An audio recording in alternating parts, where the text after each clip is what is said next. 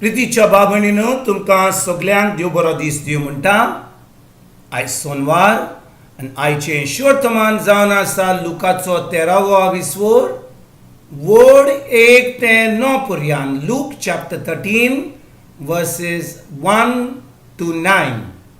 आनी आतां आमी पयलें देवाचें उतर आयकुया. थोड्या गालिलेकारांक मारून पिलातान तांचें आनी ते भेटयताले त्या बैलांचें रोगोत एक केलें.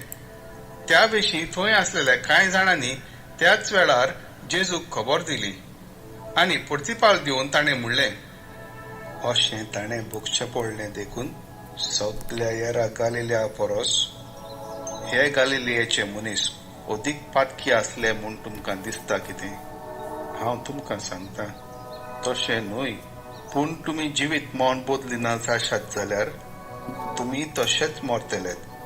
सिलोमाचो गोपूर पडलो तेन्ना जी 18 जाणां मरून गेली ती जेरुजालेम रावतल्या हेरा सगल्या मनशां परस अदीक गुन्यांवकार आसली अशें तुमकां दिसता? हांव तुमकां सांगतां, तशें न्हय. पूण तुमी जिवीत मौन बदलिना जायशात जाल्यार तुमी तशींच मरतलेत. निरफळ अंजिराच्या झाडाची वोपार. आनी ताणें ही वोपार सांगली.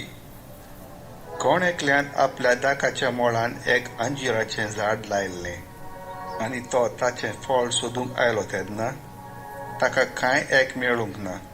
तेन्ना ताणें मोळो वसयतल्याक म्हणलें, पळय, आज 3 वर्सां जालीं हांव ह्या अंजिराचें फळ सोदूंक येतां आनी म्हाका एकूय मेळ्ळो ना.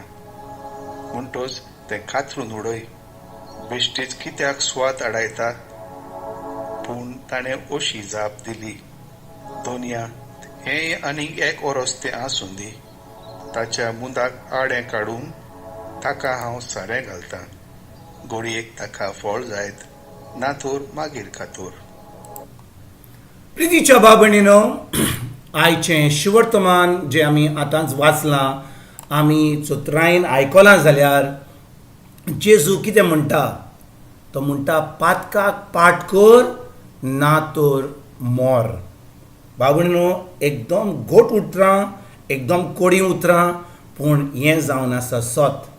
आनी जेजू आयज आमकां सांगता, आमी आमचें जिवीत मन बदलिना जाल्यार आमी खरेपणी मोडटल्या.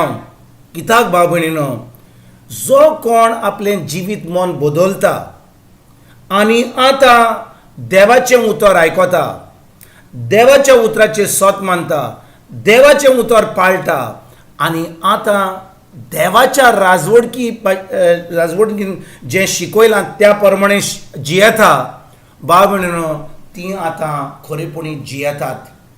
तांकां कांयच वायट जायना, तांकां सगळें बरें जाता. पूण जेन्ना आमी आमचें जिवीत मन बदलिना जाल्यार, आमी ह्या संवसाराचेर वस्तूंचेर आमी चोत्राय दवरता जाल्यार, हाचेर ताचेर दवरता जाल्यार, आमी फक्त दुडवांचेर आनी आमच्या सगळ्या पोजिसांचेर, आमच्या भाटांबेसांचेर आनी ह्यो सगल्यो वस्तू ज्यो देवाचेर आड आसा ताचेर आमी आमची चोत्राय दवरीत जाल्या, भाव भयणीनो, कितें जाता? ह्या सगळ्या वस्तूंनी आमचें मन आतां भोत्ता. आमी आमच्या मनाची नडसणणी करूंक पावना आनी म्हणटच आमी हुस्क्यान रावता. आनी आयज भाव भयणीनो, जेजू एक निरफळ अंजिराच्या झाडाची वोपार घालता. आनी हे वोपारीन कितें जाता? एकलो म्हणजे भाटकार हो जो एक म्हणजे कोण ताजी तें भाट ताजें आसलें, तो येता आनी आपल्या धाका मोळ्यान येवन जो कोण काम करता ताका म्हणटा, ह्या अंजिराच्या झाडा कडेन हांव आतां 3 वर्सां येतां पूण हें अंजिराचें झाड कसलेंच फळ दिना. म्हणटच पळय, हें झाड फकत स्वाद आडान दवरता. म्हणटच हें झाड कातरून उडय, कित्याक 3 वर्सां जालीं हें झाड कसलेंच फळ दिना. पूण भाव भयणीनो, त्या वेळार तो जो काम करता थंयसर, तो कितें करता? तो आपल्या दोनयांक सांगता, म्हणटा, सायबा म्हणटा, आनी 1 वरस दी, हांव ताका त्या झाडाक सारें घालतां, जी बेनूर आहा ती बेनूर काडटां, जें खणपाचें आहा तें घालतां, ताका बरें उदक घालतां, ताका कितें करूंक जाय तें त्या झाडाक कोत्ता 1 वर्स दीत म्हाका आनी तेच्या उपरांत हें झाड कसलेंच फळ दिना जाल्यार तूं कातरून उडय. भाव भयणीनो, ही वोपार जेजून त्या लोकांक सांगली आनी आयज तुका आनी म्हाका सांगता. हें जें धाका मोळ्यान जें झाड आसा अंजिराचें, तें अंजिराचें झाड जावन आसा तूं आनी हांव. आनी जो कोण भाटकार आसलो तो जावन आसा सोर्गींचो पाय. आनी जो तिचोर वावर कोत्तालो त्या धाका मोळ्यान तो जावन आसा जेजू. सोर्गींचो बाप हें झाड कातरून उडोवंक सोदतालो, कित्याक हें झाड कसलेंच फळ दिनासलें. म्हणटच जो कोण फळां दिना, तोखतात तसलीं फळां दिना, कोण फकत उठ्ठा सकाळीं टायमपास कोत्ता, दीस काबार जालो, परतून दुसरो दीस येयलो, सुमान जालो, म्हयने जाले, वर्सां जालो, बिश्टेंच आपलो टायमपास कोत्ता, म्हणजे कसलें वावर करिना, देवाच्या राज्यान कसलेंच बरें करिना, आपल्या मनाची नडसोडणी करिना, जिवीत मन बदलिना, ह्या संवसाराच्या रिती प्रमाणे चलता.